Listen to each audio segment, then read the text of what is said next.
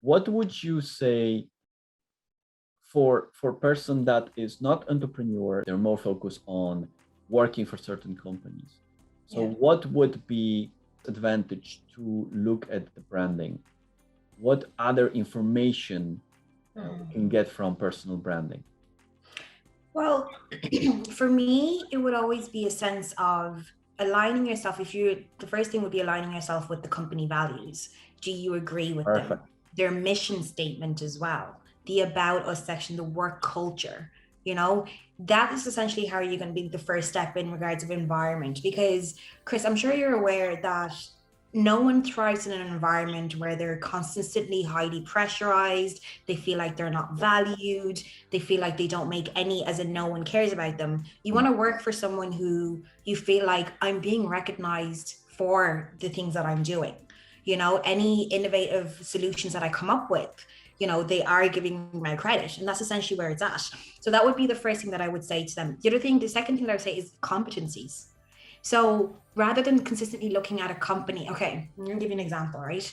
How many people do we know all strive to work for an organization like Google because of the benefits that are given? Facebook, Twitter, those big multinational organizations, other pharmaceutical, large tech companies.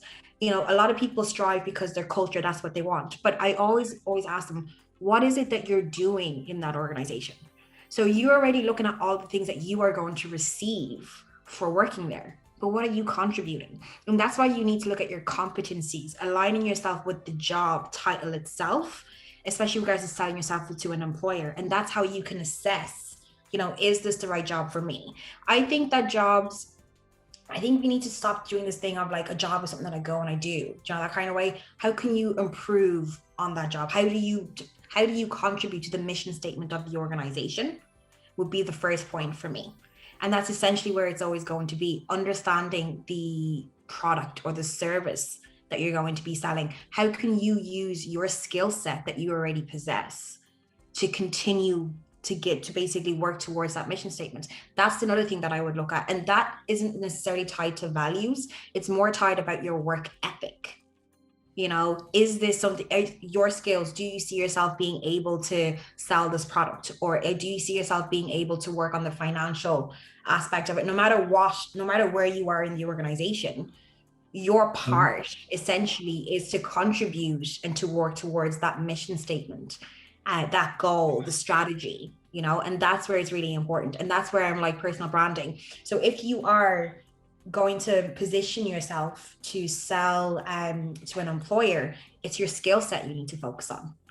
What's your skills, and this is where we'll talk again about self-assessment, and we'll talk about self-awareness, assessing yourself on that skill set. You've got platforms as well now where you could do a couple of skills assessments and it comes out and you have a cert for it. And it's another way of validating that, I do have these ICT skills that I've spoken about. I do possess the ability, this program knowledge at this capacity, at this standard. Essentially, it's the skill set you would focus on. If you weren't entrepreneurial and you were more inclined to be looking at potential employers and wanting to work for someone, that would be it as well. And I always think it's always great as well to admire the story behind the organization. Like for instance, for me, your story is very, like, it's interesting to me and it's enticing because of what you have been through and what you've done to get to where you are. So I want to work for someone who I admire as well, is always a great thing, but that's more like a personal preference for me anyways. Oh, that is fantastic. Actually, I want to tell everybody that it's not like we agreed to agree to everything, but I have to agree. Because what you said about skills and this is for me is that promise you make to your future employer, about sometimes, as you said, assessment, your skills, and sometimes is within this premise that you want to do your best at there, because we know at each work you develop and learn more within it. Yeah. Well, what did you think about this video? Feel free to join our LinkedIn group and comment below the video. Hopefully I will see you soon. Thank you.